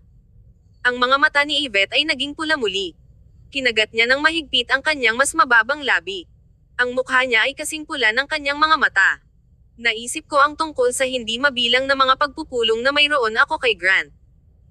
Sa bawat oras, sinubukan ko ang aking makakaya na iwanan ang pinakamahusay na impresyon sa kanya, ngunit sa oras na ito, hinayaan ko siyang makita ang pinaka-hindi kasiya siyang bahagi ng akin na nahuli sa isang madamdaming halik kasama ang isa pang lalaki. Kabanata 840. Ang pagkakaiba sa pagitan ko at sa kanya. Biglang ngumiti si Yvette na may bahid ng kawalan ng pag-asa. Tumalikod siya at naglakad papasok, saka naglabas ng ilang bote ng mamahaling red wine sa wine cabinet at inilagay sa mesa. Napabuntong hininga si Nicole. Ito ay hindi tulad ng maaari mong kontrolin ito. Natahimik sandali si Yvette. Bigla niyang sinampal ang sarili sa mukha. Nanginginig ang puso ni Nicole habang papalapit kay Yvette. Yvette. Naduraj ang puso ni Nicole nang makitang ganito si Yvette. Si Yvette ang kadalasang pinaka-carefree at spontaneous, ngunit nang mabunyag ang sekreto sa kanyang puso, ang kanyang emosyon ay parang tubig baha na hindi na makontrol. Isang kislap ng pagkasuklam ang bumungad sa mga mata ni Grant nang makita niya ang mapusok na halik ni Yvette kay Sean Moore, na labis na napansin ni Yvette. Hindi na napigilan ni Yvette na maging kalmado. Alam niyang wala na siyang pag-asa. Sa mundo ni Grant, hindi pa nakasali si Yvette sa laro. Kung si Yvette ay hindi naging matalik na kaibigan ni Nicole, si Grant ay hindi man lang gumawa ng punto na alalahanin ang kanyang pangalan. Nagsalin si Yvette ng isang baso ng alak at sabay-sabay na ininom ang lahat. Nicole, huwag mong sasabihin sa iba. Ayokong may makaalam. Nagpapakatanga lang siya. Siyempre, hindi sasabihin ni Nicole kahit kanino. Nakita ni Nicole si Yvette na ganito at talagang nag-alala. Bakit hindi mo sinabi sa kanya? Kung may sinabi si Yvette, iba kaya ang ending. Tawa ng tawa si Yvette. Nagtaas siya ng mata at tumingin kay Nicole. You know what? Ang pinagkaiba namin ni Aida ay palagi ko siyang ginagaya, pero hindi ko siya malalampasan. Nabangkarote ang pamilya niya nung college junior year niya, kaya nakipaghiwalay siya sa kuya mo at nag-aral sa ibang bansa, has been working hard abroad to start her own business, but her eyes have always been so clean and pure. When I saw her today, it felt like she was still the same person mula sa kolehiyo. Kung si Aida ay nadumihan ng mundo, o nagkaroon ng anumang kasakiman para sa tubo, o nalihis sa kanyang orihinal na sarili dahil sa malupit na mundo, hindi madarama ni Yvette ang kawalan ng pag-asa. Tunay na wagas at hindi nasisira ang katatagan at katapangan ni Aida.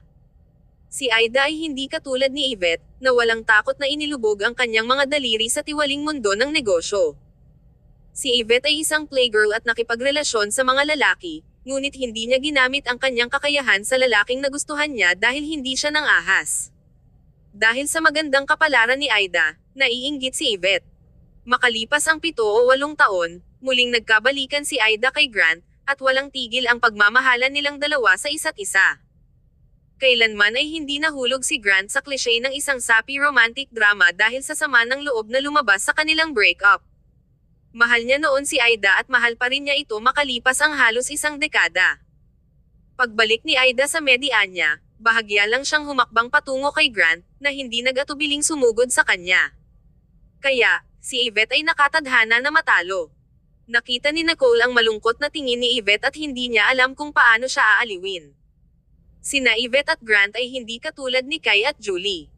Nagustuhan ni Kai si Julie, at nag-aalinlangan si Julie para kay Kai, ngunit walang third party sa pagitan nila. Gayunpaman, si Grant ay may Aida, na ginawang hindi gaanong mahalaga ang damdamin ni Yvette. Hindi nagtagal, lasing na si Yvette.